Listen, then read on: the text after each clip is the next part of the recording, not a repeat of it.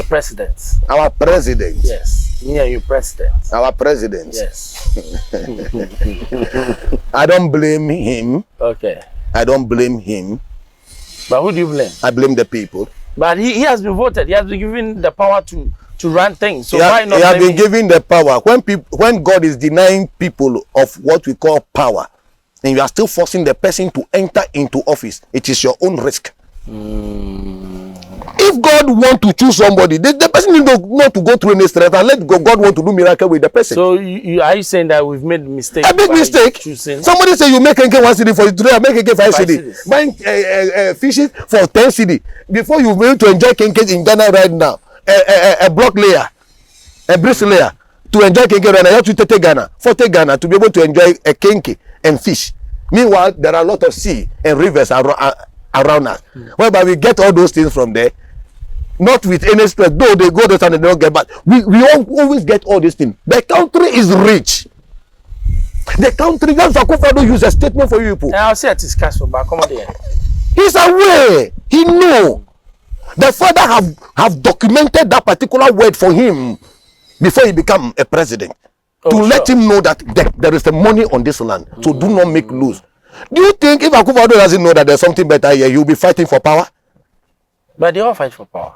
You said his one. Ghanaian's power is too big, so they all fight for it. They all fight for it. And who give them the power? Yes, me and you. So if you and I, or I and you give the people the power, these people the power, and they now use the power against us, is it good to put them into the office again? No. So it is time for the Ghanaians to understand that this country does not belong to anybody.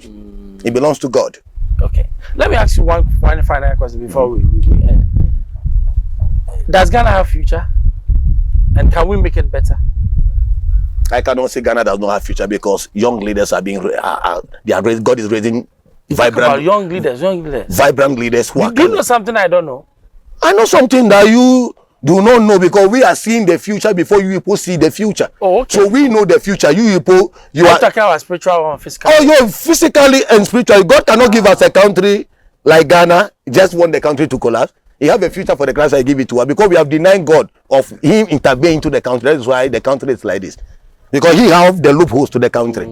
He have where to put, where to fix, where to choose good people to be able to handle all those loopholes so that the country can be fixed. But yeah, they're going to come to office like me talking right now. Maybe power will be handed over to me one day. Then power will eat into me. Then my cabinet will say, chop the money. Now you are you. So do what you want. Now you have gotten power. Yes, I've gotten power. It's just 8 years. Yeah. I'll come out of the power. Now I'll become like a layman on the street. When I'm passing by, do not call me X. Do not call me president. So what are you teaching the people? Whatever you put across will meet you on the way. Do you understand me? Yeah. So what our leaders are doing, they are not teaching the youth anything better. So you can see all this young youth. Everybody is entering into politics. They know that if you enter into it, you are given a mandate. That is where you can be able to chop money. So they don't want to work anymore. They don't want to do anything in order to bring any skills into the world to be able to invest into their own body. But they are investing their time and their whole life into politics. Meanwhile, those elders are not seeing you. They don't have time for you. All that they want is they just want to convince you to vote for them. At the end of the day, they will tell you that you are no more needed. Therefore, when we came, you asked for 200 Ghana cedi, we gave you. You asked for 100 Ghana cedi, you shouted, honorable, I gave you money. So every money that I'm spending on all the campaign grounds, those money need to be taken from what I am going to do work for in the office. So if I don't get all my losses, how will I be able to come to you? So it become like robbing Peter to pay Paul and making the system unfavorable for us to live. It's what we are doing. Yeah. No politicians is supposed to be given a mandate to even come and give money to anybody. We want to choose you. We are calling you. You are not calling for yourself. Because if your position that you are contesting for is so much important, you would have been in your house and voice out that I want to become MP so that we vote for you. But where are you working on the people? Where are you meeting them in their home to let them know that I am the one who have been choosing to lead? Okay. So if you come and tell us all these things and we all accepted you with a good heart and you go to the office and now bring us opposite, what are they trying to tell us? We don't want any problem to shoot up in this country, because the people are getting hungry, impatient, things are getting at hand, a whole lot of things are going on. How the people supposed to live their life, they are not living it in that manner because of the mismanagement of the resources of the country by our leaders that we have chosen to lead this country. They are messing up the system with us. So if they destroy this thing finish, how can we, the youth who are coming, how can we be able to rely on the one that they have done for us to be able to meet the future? That is why you asked for the future. I said there is a future if only we get the right people, because there is a future for this country. We are still rich, we are still ready, we are still powerful as a country, Ghana. If you don't know the power that we contain in this country to the world, then you don't do. I am international lobbyist for the welfare of this country, so I'm internationally known, but I had my identity. Even before they give the IMF money, $600 million to Ghana, I was contacted to give a message. Oh, I'm sure. Before World Bank, I'm not joking here. I have everything intact. I'm just waiting. I have $30 million project right now hanging because of Akufo Addo. I don't want to bring into the system, which is hospitality.